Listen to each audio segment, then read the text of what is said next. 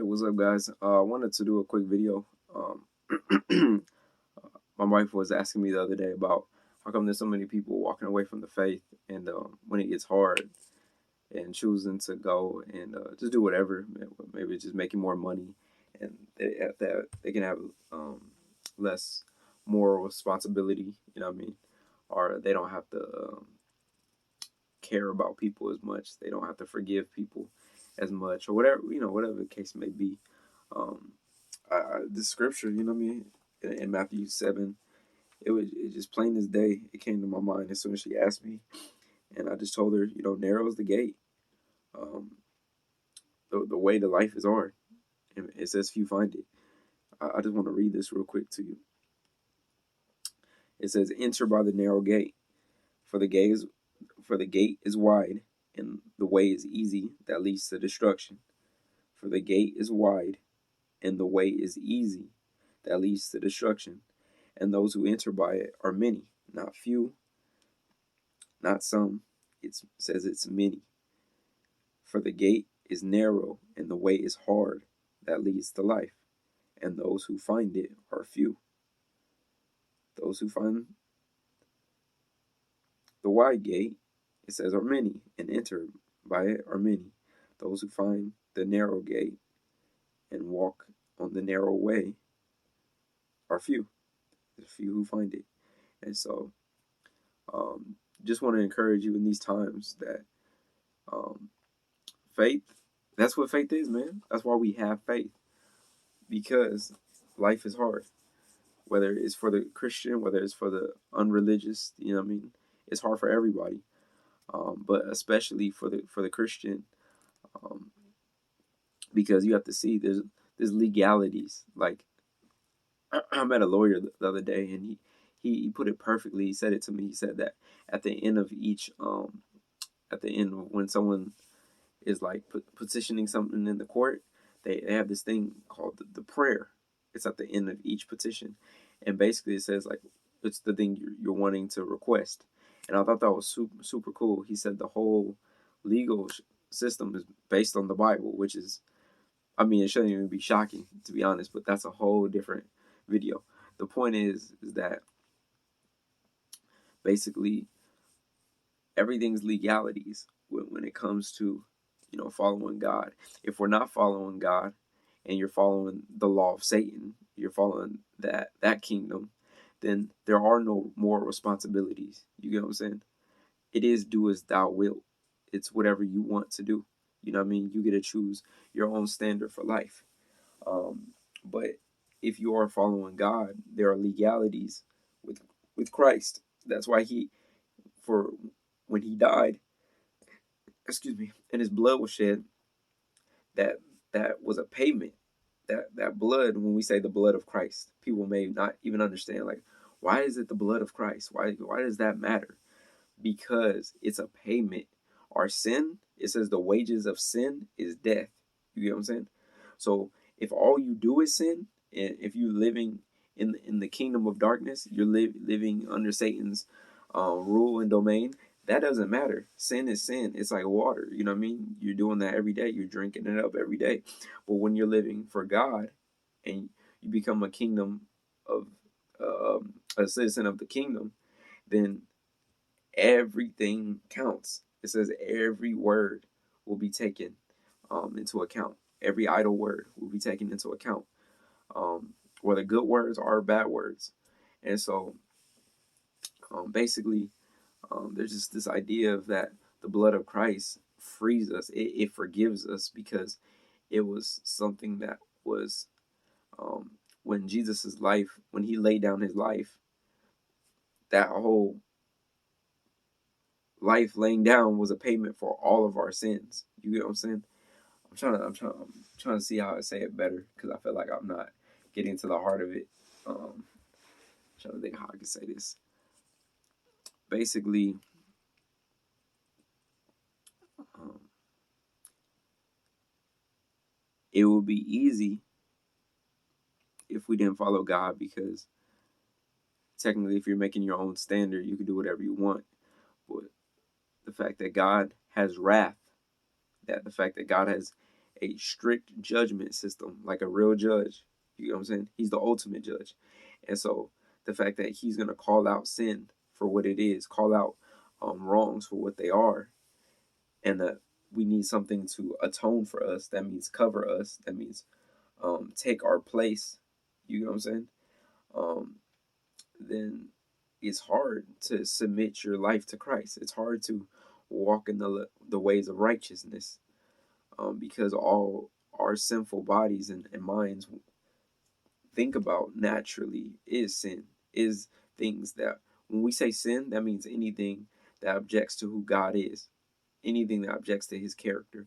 And so um, basically it's hard to live a life that's honoring to God. You get what I'm saying? And so it's easy at any given point to jump off, or if you never really were told the truth to begin with, it's easy to be deluded in your mind to think you're living for God because you're going to church now, you're praying a little bit, um, and you're listening to some Christian music. Maybe you pray even every day. Like there's witches that pray. There's people that don't even know God that pray. But when you're really living for God, it, that's why Jesus in Matthew 5 with the Beatitudes, he says, you have been told this, but I tell you it's this. You get what I'm saying? Because it's not about doing anything. It's about becoming something. It's about being made in the ways of Christ. It's about being made and conformed to his image, the image of the living God. And no one can live up to that standard. And you're like, well, how is, what's the point of being a Christian then? The point is that as we submit our lives to Christ, he continues to forgive us. We continue to turn away from things. He continues to, it's like gardening. You know what I'm saying? Every time something grows up, there's more thorns that get brought on like a plant.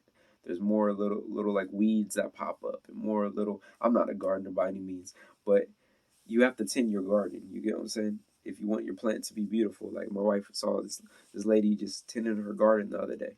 She just looked like she was in her own peaceful, serene paradise. You get what I'm saying? She had this beautiful garden, I guess, and she was just working on this one little plant, just working on it, just trying to make it, perfect. And then she's probably gonna move on to the next one, and then the next one, and she probably does this every day. And someone, you know, looking at the whole picture, we were like, why is she working on that? Why is she working on that one little plant? She's already finished. But that's because you don't garden. That's because you don't know what it takes to have a beautiful garden that looks like that. That's who we are as a Christian. We, as we are unto God, we're continuing to clean ourselves, to examine our heart, to um, admit to God the things inside of our heart and ask for forgiveness and ask for help, asking the Holy Spirit to lead us into all righteousness. You get what I'm saying? And we are not perfect in that. It's we are never going to be perfect in that journey because we're in a sinful body. But those who say, "Okay, forget it. I'm not." This is when people fall off, and this is when they go to the broad gate. They say, "No one's going to be perfect, so I might as well sin. I might as well do the other thing." That's a defeating point of view, though.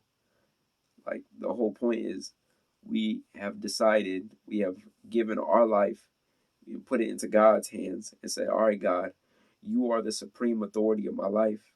No matter what it takes, no matter what it looks like, I'm going to keep seeking you, praising you, thanking you every day for the little things, for the big things, and asking for you to help me. That is the Lord's prayer. You know what I mean? Your kingdom come, your will be done. Forgive us our trespasses as we forgive those who trespass against us, and lead us not into temptation. We're praying that every day. We're asking God, help us keep us from temptation, God. Forgive us for the sins that we have for today. Give us our daily bread. Give us your word today so that we can understand you, so we can know you, so that we don't fall off, so that we enter by the narrow gate, because many are going to go the other way.